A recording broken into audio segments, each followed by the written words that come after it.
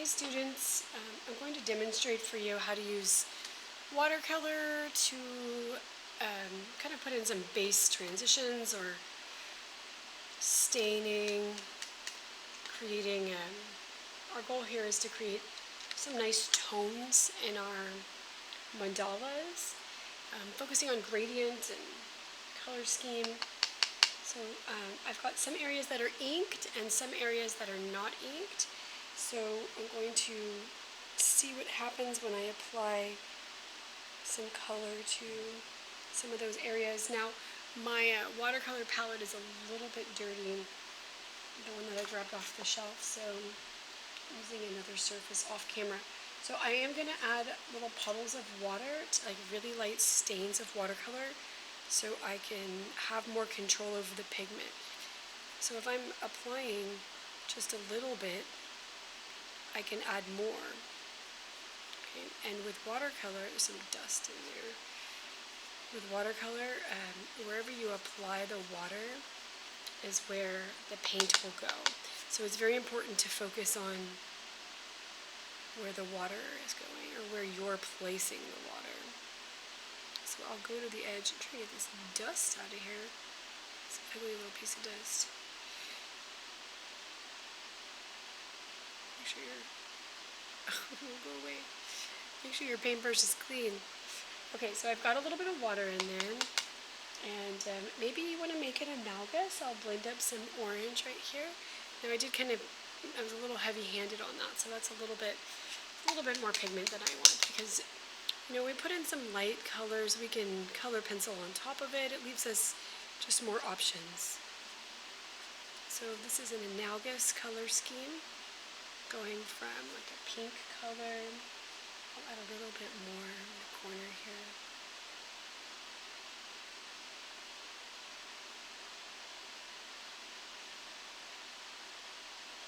So I'm not pushing too hard on the paper. I'm not adding a lot of pigment.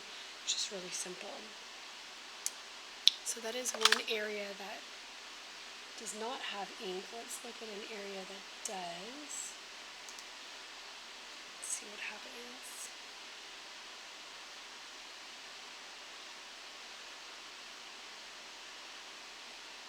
So just being very gentle with the paint.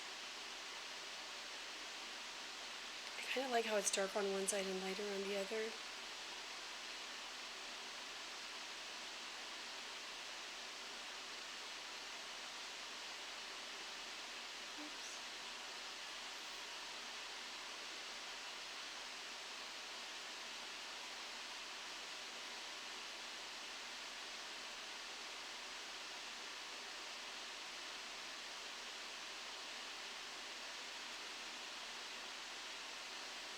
So before this assignment, you should have completed your color scheme notes, planning, are you using monochromatic color?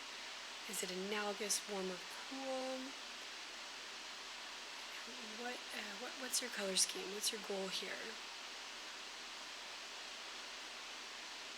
So I'm just using a little number 1 brush, just lightly coloring within the lines. And then when I'm finished, I can add all sorts of different details with color pencil on top.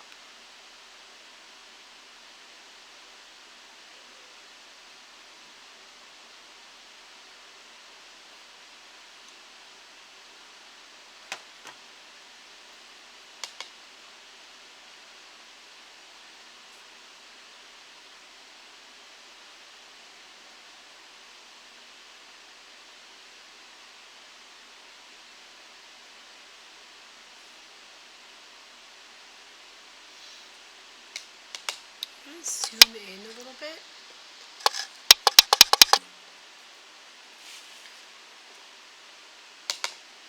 Okay, so I'm going to show you, if you're not familiar with this, oops, a little water droplet landed there, so I'm going to have to go on this side. Okay, so if you add just clear water, being mindful where you place it. Oops, I kind of went outside the line. And then take the pigment and drop it in. You can watch that it will flow wherever you place the water. I went a little bit outside the line there. So that is another strategy. Now, if that happens to you where, I'm really particular about staying in the lines, I can blot with a paper towel. I just use my finger to kind of smoosh it back over the line, which, is not absorbed enough to where it's stained. But you can always thicken your lines with the ink too.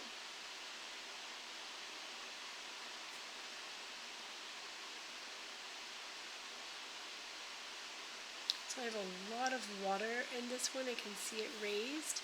So I'm just borrowing and bringing some of that pigment over here.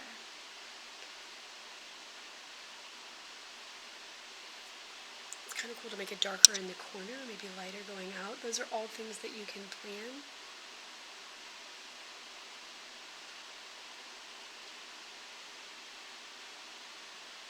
So you gotta pay attention to your absorption rate too. You don't want your watercolor to soak in and then you try to spread it and you have hard lines. I am going to repeat what I did on this one over here. So it will be more pink on one side and then fade to orange across.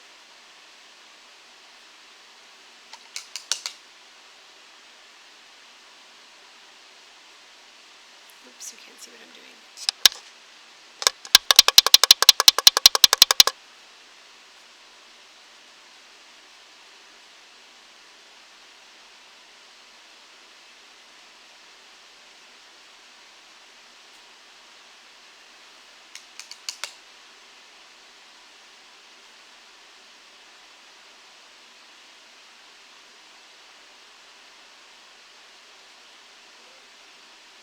I added more pigment on this one. I think I like that.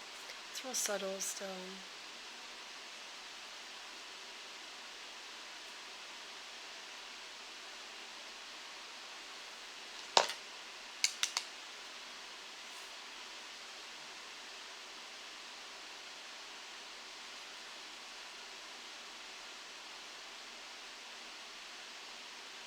So if you add the watercolor when you just have the pencil lines, then you have to completely wait for that to dry before adding any ink.